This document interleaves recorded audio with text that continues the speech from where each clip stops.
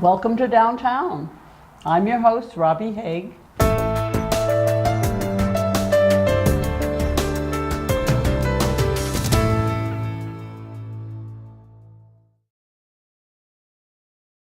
And today we are at the Hoxie house in Sandwich, Massachusetts.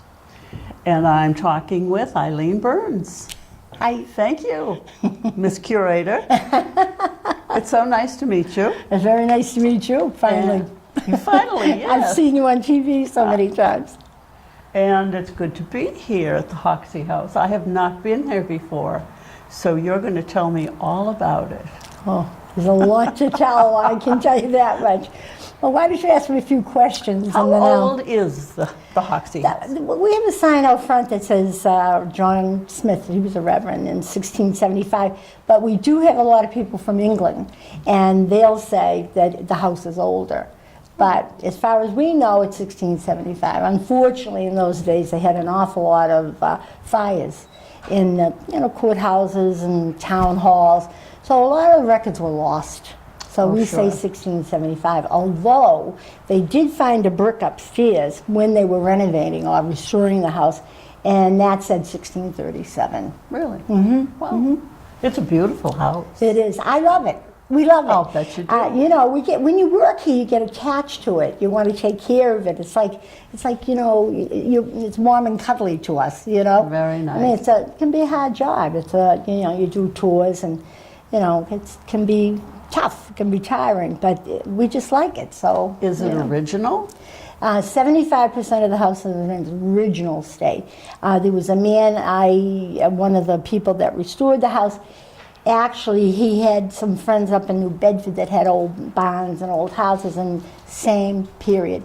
And everything in the house is of the period, and a lot of the things were on loan from the Boston Museum of Fine Arts. Really? Yep. So there was really nothing here when... Well, there was, actually, when the little lady, she died in 1950, when they came in here, more than one person wanted to tear the house down. They wanted to make a park here. However, Abraham Hoxie, who is the second owner, which is amazing to me that only two families have owned this house from the 1600s and 1950. And in 1950, were there people living in this house? There was a little lady and her son, and she passed away. They found her in here dead, unfortunately. And the son, went to school and very happy. However, when they came in here, she owed taxes, obviously. And when she was impoverished, and when they came in here, the place really was a mess. A mess. This is, all that I've read and people have told me. When they came in, like I said, they wanted to make it a park. They wanted to raise the house and make a beautiful park here. Mm-hmm. And they offered the house, believe it or not, to the Hoxies, all the Hoxies. All they had to do was pay the taxes and they'd get the house. But I tell people, it was 1950, all right? It was after the war. Nobody wanted anything old. Like today, it'd be oh, wow, that'd be great. We'll fix up the house. Yeah. Not then. They had seen too much destruction. People didn't want old houses. They're out in California. They're, going doing the tract houses. And even Hoxies were in California, all right? Really? Nobody wanted the house.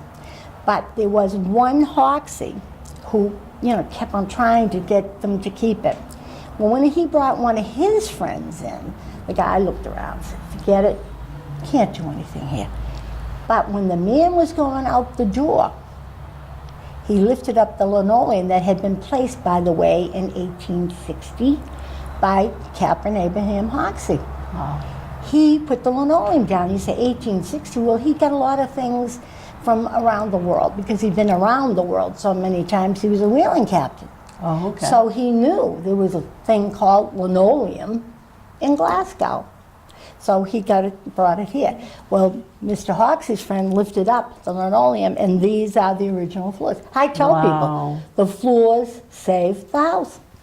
Isn't that amazing? That's why they decided to keep it. Yep, exactly. Yeah. Because they have, the wood called kingswood. And I tell people, the king, when they came over, said, you own your house, you own the land, and you own the baby trees. You didn't touch the big trees. They were his, and he meant business. Wow. And if you had a tree in your yard that was notched for the king, and you took that down, you were in big trouble, you know. However, if a tree fell down in your yard, you had it documented, okay? And then the king's men came in and said, whoa, wait a minute, what are you doing with king's wood? You were all right. But if you hadn't had it documented, they would, in those days, in the very beginning, they hung them, and then they started to find them. But he needed that wood for he had the biggest navy in the world. He needed that wood for his mast. He needed it for the ships. Sure. So it's called Kingswood. It's called Kingswood. Wide Right. panels. Wow, Yeah, it's amazing. the smaller trees were probably about 22.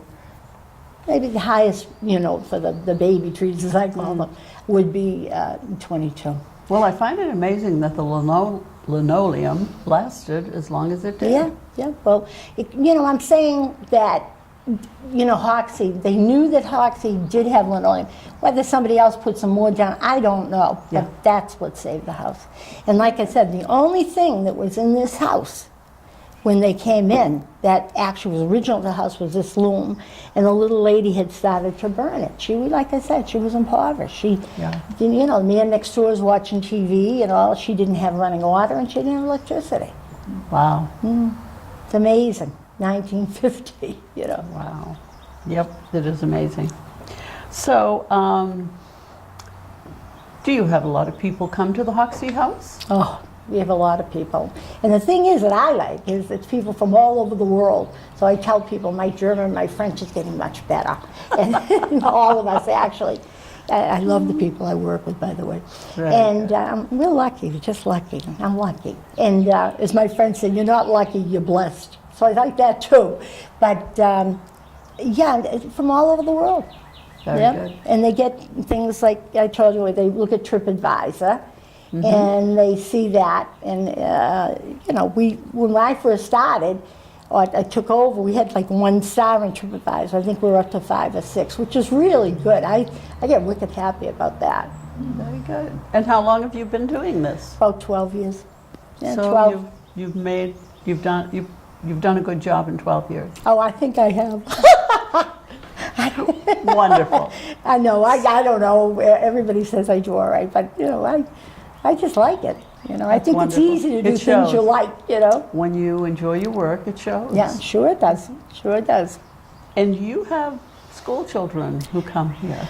But we have 3rd graders every year, and the interesting thing to me was, I mean, for years we had them at the beginning of the school year. This year we had them at the end of the school year, which was pretty good because of the fact that they knew a little more about the history of, you know, the house and things like that. But I don't know whether you know what Sandwich has 10 3rd grade classes in one school. Oh my. And, yeah, it's a lot of kids. And, a lot of kids. Yeah, and I love it. I love when the kids come. So hopefully they come 1 class at a time. Well, yeah, right in a row. Like Tuesday, we had one, like I think it was 11, then right after that, we had the second one and the third one. But they're fun. They're a lot of fun. They really are. And they're they like to smart. learn. Oh, are they Yeah. smart? They do. They really like to. You know who likes to learn, and Sure. you know, and if you do it with, you know, I just get them laughing. So and they're easy then, you know.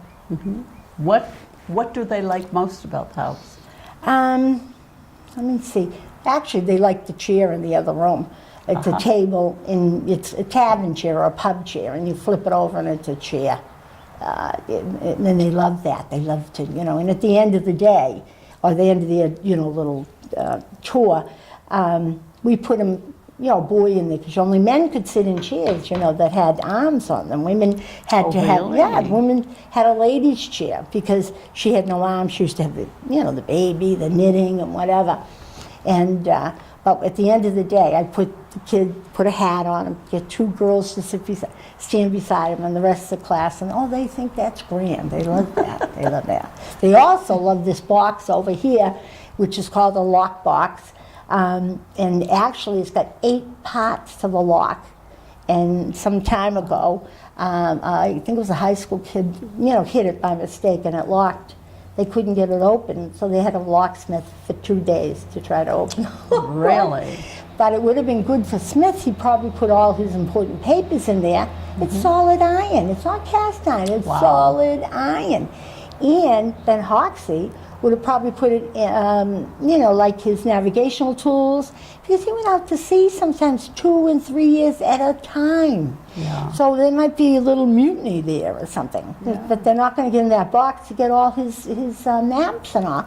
And the reason it's solid iron, they had so many fires. And if there was a fire, that would probably be one of the few things that were left. Right. That they could, open up and have their important papers in. So he wasn't afraid of them taking the box off with them? No, too heavy. Too heavy. I mean, it was good. Actually, one came over on the Mayflower, and that's at the Boston Museum of Fine Arts.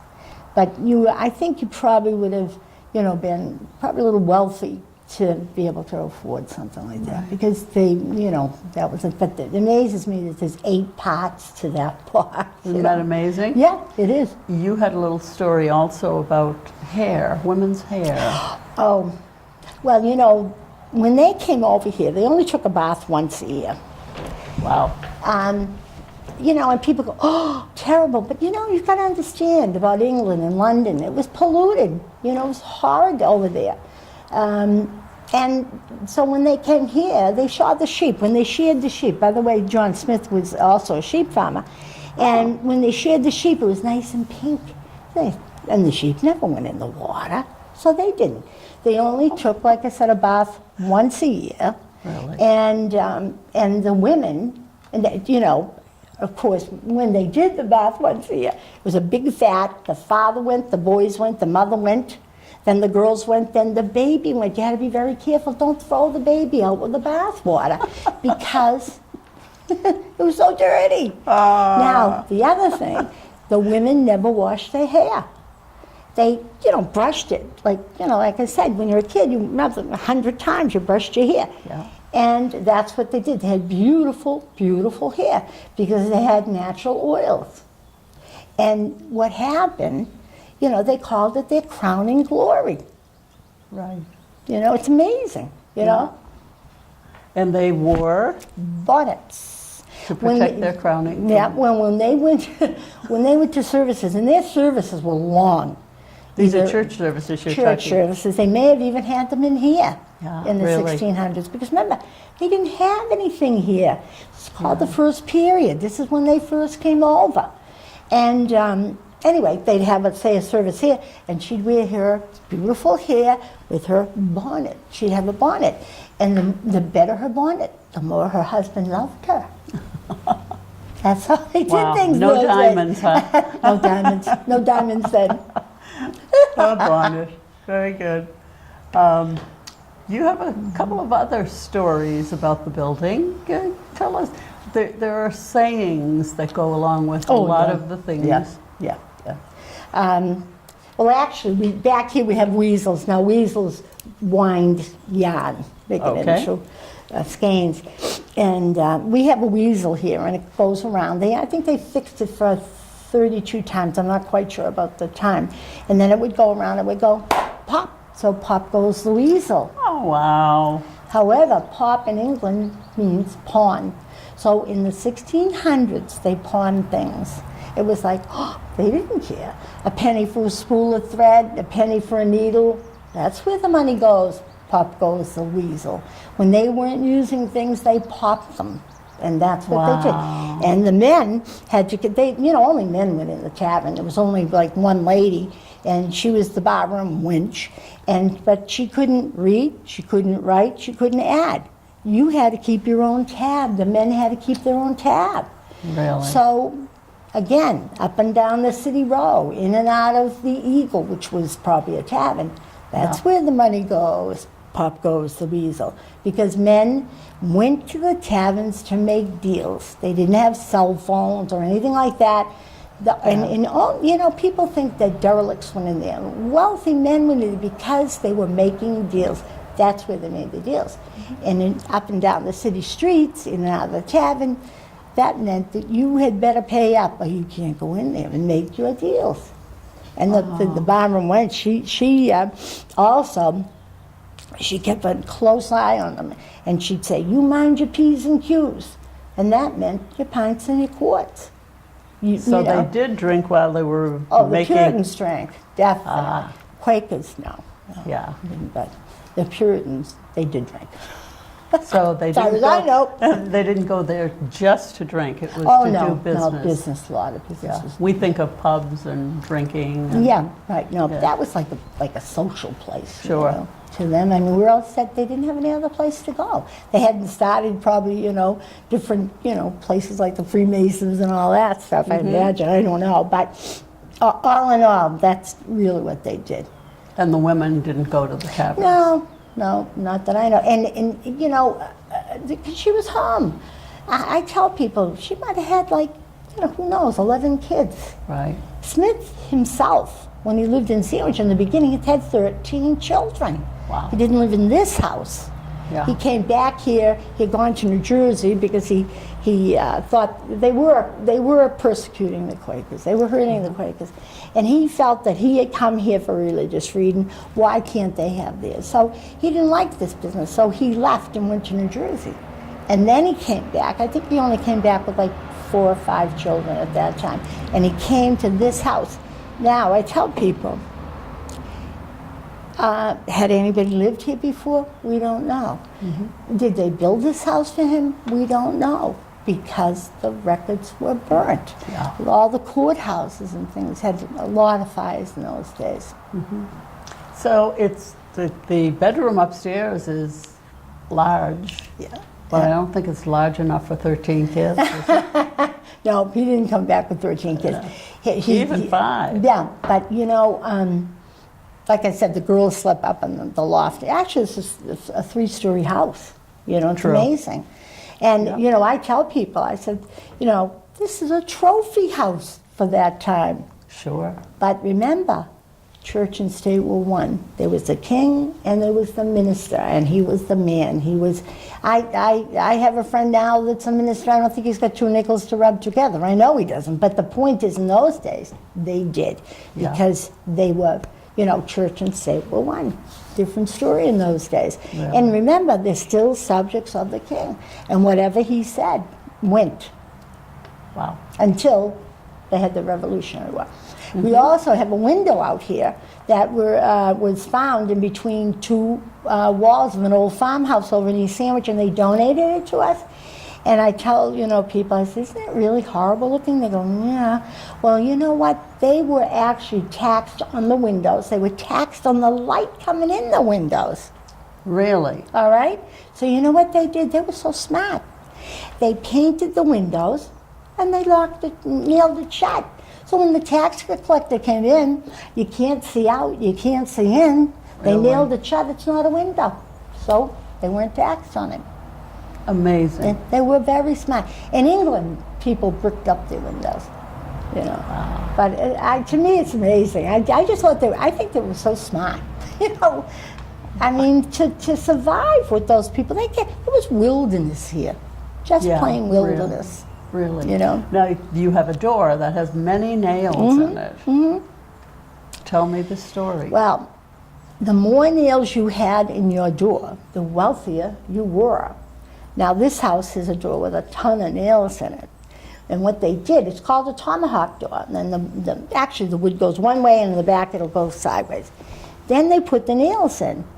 And what they do, they bang the back thing, and they'll go right through the door, and the nail will be sticking out, bang, bang, bang, and make it, all crummy on the back, so you can't pull the nail out. So that's called, deader than a doornail. When, the thing is about the more nails you had on the door, the wealthier you were. Nails were very, very expensive. They put up something, they'd have a house or something they build, they'd take the nails out and use them for something else. Really? But that door tells you, look who I am. I'm a wealthy guy. He didn't even need that, because they were friendly with the Wampanoags who were in the next town. Yeah. They're very good to each other, actually, very good to each other. Well, that's good to hear. Yeah, they were good. Now, Plymouth was another story. No, that was. But you know something, Indians here really helped them really well. You know, it was a good community for them. And like I said, they were very helpful to each other, believe me. The Indians, And they were Quakers? They were Puritans. Yep, all Puritans. There were Good. Quakers in the area, though. And, you know, actually, the first Quaker that was ever killed was a woman. Her name was Mary Dyer. And in Boston, there's a state house, and then there's a statue of Mary Dyer. She was the first Quaker to be killed. And, you know, they had their way of doing things. They had their religion, and again, they wanted freedom, too. And, you know, it didn't work out in some cases. But they actually, like I said, the Puritans weren't that very good to them. When John Smith came back, he stayed friendly with them because he was like a friend of theirs. He was a speaker. He helped them, the Quakers, a lot. He was a good guy. You know? So, who owns the Hoxie house? Right now, it's owned by the town of Sandwich. Really? It's kind of tough in a way because I have thought many times I wanted to start Friends of the Hoxie House to help, you know, keep up certain things. And, you know, the town can't always give the money that they, you know, to something like this. And then they had the CPA, they try to do that. But if we had the Friends, I think it would really work out because we needed pipes, and my girlfriend had come here from California, and she bought pipes and sent them. Then another thing, bayberry candles, you know, if you had a bayberry candle in your house in those days, you were rather la-di-da, and the reason you were was you smelled a little better. Wow. The Indians never came in the house, you know, because of the smells. The Really? smells. They used to bring a thing called mutton tallow, and it's oil from old sheep, okay? And it smelled terrible, terrible. So I tell people they came over on their boat with their animals themselves and the mutton tallow. I said, they must have really smelled good getting off that ship, but guess what? Everybody smelled the same. Sure. Yep. They had nothing to compare it to. Well, if they didn't take a bath, but once a year. Yeah, once a year. Yeah. Did they have a designated May. time of the May? And then No. they had a lot of June weddings. Where I was a kid, everybody got married in June. And that's why the June wedding started. Because they'd have their bath. And I'll tell you, the beds, only married people slept in a bed. Really? Yep. The boys would sleep on a loft out here, and if they had travelers here to do business, you know, help them do something, they would sleep there too. Really? The girls slept in a loft way upstairs, you know. So what did they sleep on? The floor? Corn husk, maybe, you know, some Yeah. kind of a, you know, corn husk, grass, hay, anything. They all, you know, they didn't have beds, like I said, until they got married, if you can believe it. Isn't that interesting? Yeah, it is. It really is. So do you have, you would like to have Friends of the Hoxie house? And eventually, I'd like to try to do something like that. I actually have, you know, thought about it a lot. So do you have volunteers here? I take it you are not a volunteer? No. The Dolsons, we get, you know, paid. We do. You work for the town? Yes, yep, true. Very good. Yeah. So how do you get people to come here? How do you...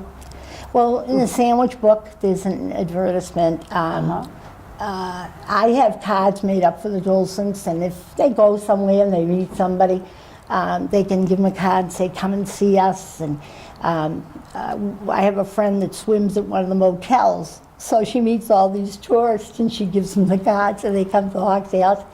And, you know, it's just, I was in Boston one time on the duck boats and all. I met people from England, and they ended up coming, and that was nice. Very nice. It's just... So you don't really advertise, do you? Well, Is it it's more, really, yeah, it's more in the word of mouth? sandwich book, and no, we don't. As far as I know, it's just there. But I will tell you, I think we're getting better known now. So what kind of numbers would you have here in a day? Well, it really all depends now. I have a friend in the travel business who told me that a lot of people are not going to Europe this year. So I expect that we'll be doing pretty well. Excellent. We actually, a few years had opened at the end of June, and it wasn't really good because we missed all the people.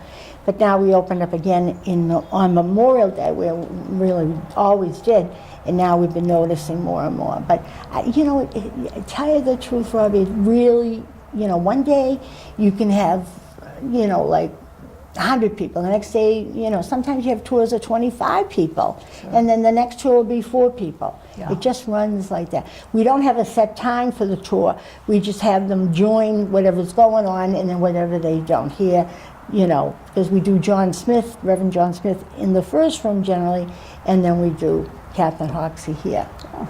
So it makes it so that we can, keep everything straight. Very good.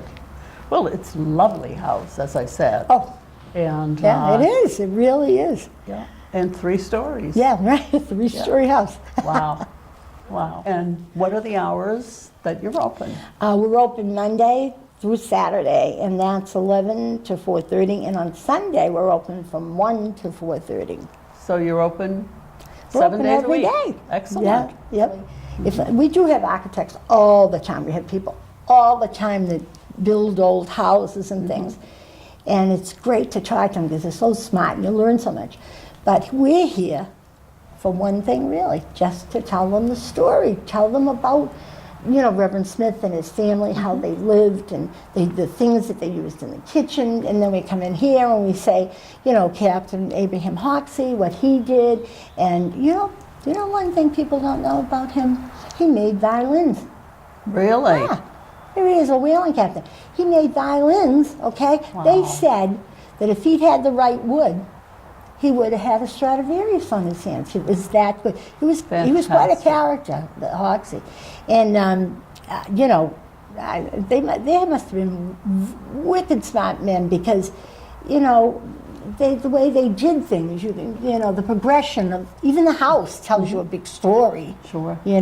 About them and how they live. Sure. But, tell me the story of the Trundle Bed. well, upstairs they have a Trundle bed, and they would pull it out, but they never slept the kids head to toe. They always slept them, this way. You can fit more in. Fit more in. Really? Right. Absolutely. Oh, we talk about it in Yankee ingenuity. Oh, they were smart. They really were. Yeah. And they were pragmatic. A lot of things. That actually, people, I have firefighters come in all the time and say, gee, that looks just like a pike pole. It isn't. It was, something the king told them to bring to fight those savages who were their friends and hunt. Now, there's trees like this, okay? How can they hunt on the trees? They took that and they used to pull the shingles off when they had a fire.